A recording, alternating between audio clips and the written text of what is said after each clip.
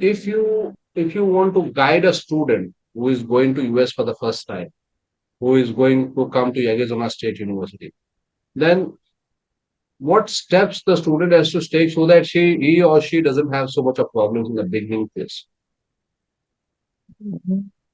I think, you can come in with as much knowledge as you can. That will obviously help you. Lots of, you can save yourself a lot of hard work and hardship. And, many other friends that I made later on, I found out that I was the only one who, didn't know these things, mainly because I never planned to go to US. I never had an idea until, I found out how possible it is, how easy it is to get it going. So, obviously, keep your eyes and ears open, always look out for take all the information you can. And I don't think there's any other way to get around it. Perfect. So, how is teaching in the university? Is it different from what you have it in India? Is the teaching same? How is it?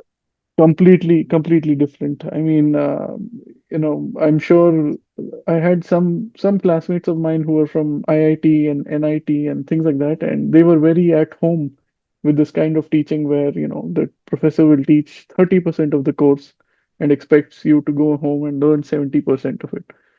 And I didn't go to any of a good college in India, so it was very surprising to me that I had to learn everything on my own. I have to go look at textbooks and things like that. So that surprised me. And how is the evaluation system basically? Is it different? Is it same? How are you going to be evaluated and for the things that you are studying? Evaluations were completely different. I think exams, had a little bit of weightage, but, not too much. A lot of weightage was, homework, group work, and project work, things like that, as well as they had weighting systems.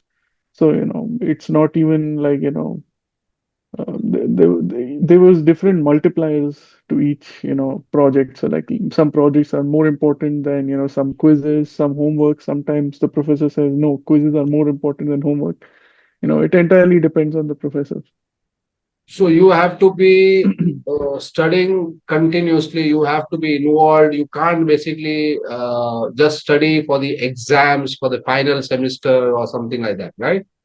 Yeah, I mean, I guess you can look at it that way, but you get used to it, like after a while, you sort of understand, like, okay, it's not bad to continuously be studying. All your friends are doing it, you all are sitting around, it becomes fun. Okay. How is bunking? Student do bunk classes. They don't attend. How important is attending classes? I would say, for the reason I explained earlier, don't bunk classes, but the professor doesn't care. They know that you shouldn't be bunking classes, and if you do, you're the loser. So they don't care. They don't have attendance. They don't have anything. Just, you do whatever you want, but don't mess up.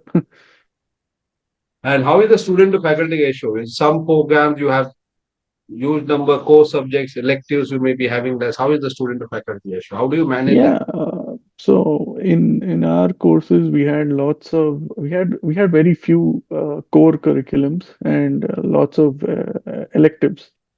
So in the core curriculums, obviously, the student to faculty ratio was very bad. There was, lots of students for one teacher, but luckily they had a lot of, teaching assistants who are students who have, taken this class in previous semesters. So they come and help you, and you ask them questions, and, if they can't understand it, then it goes to the teacher. But that's there in core electives. But in general electives, I found like it was very good. It was like 10 is to 1 or 6 is to 1. There was a lot of courses for each student to take.